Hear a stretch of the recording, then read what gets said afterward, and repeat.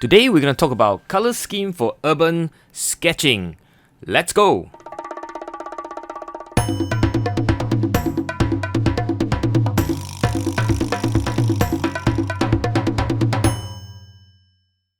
Without proper planning, when you're out there sketching, battling the elements, your sketches will kind of just throw all the colors in. It will look very much like an M&M bowl where lots of colors and uncoordinated. So I highly recommend that you design your colors pretty much like a designer. After all, you are the artist and you should be designing your color scheme going into a sketch. As you know, the color wheel consists of 3 primary colors. If you mix the primary colors, you get secondary colors, and there are 3 pairs of complementary or opposites.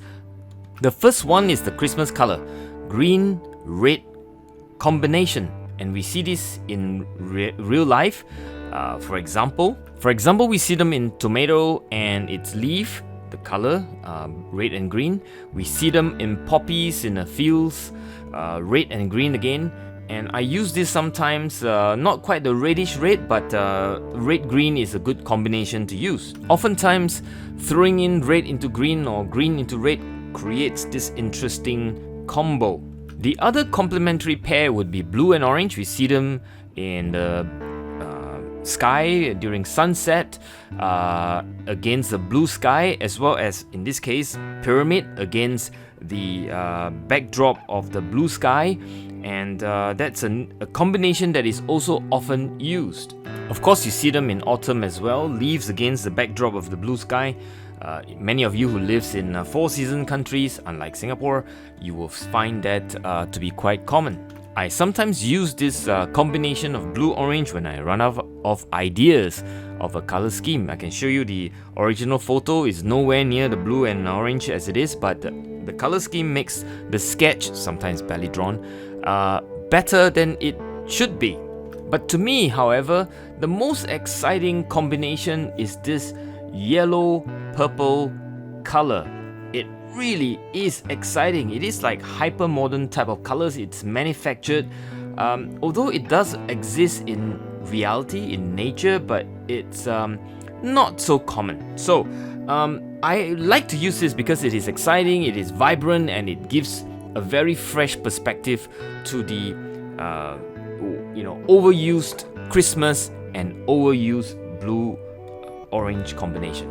You see this in so many of my sketches, not funny. Yellow, purple, purple, yellow, violet, yellow, yellow. Yeah, I do a lot of this colors combination, and I really love this color scheme. I think it's hyper modern, it is not traditional, it is sort of in your face, and it's exciting. I leave with you 2 thoughts when using this color scheme. Number 1, 50-40-10. Basically, don't use in equal proportion of the 2 colors. Have one that is dominant, one that is papa, the other one is mama in terms of size, and baby 50-40-10. That's Edgar Whitney's combination. He used to say that, do it in this proportion, papa, mama, baby, 50-40-10, roughly, right? And that's the best way of using those colors.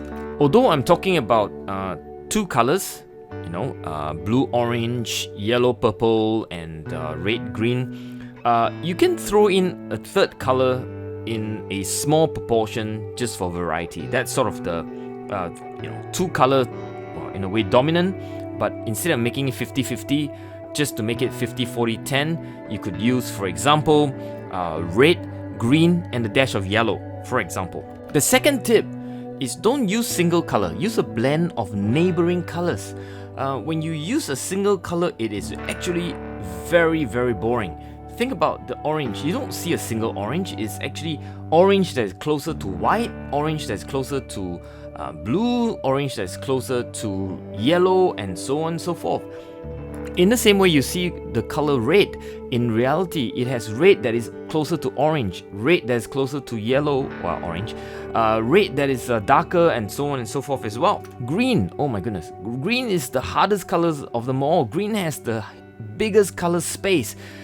Green that's closest to yellow, to brown, and so on and so forth. Incredible. Green is hard. I could talk about all the other colors, but blue as well. Blue has lighter version, darker version, closer to turquoise, and so on and so forth. Well, I'm not going to talk about all the colors, but you get the idea. Use a blend of colors to depict reality. And in urban sketching, that's what you're trying to do. That's it for this week. Thank you for tuning in. I hope you have a great week ahead and stay safe wherever you are. Whee Teck out.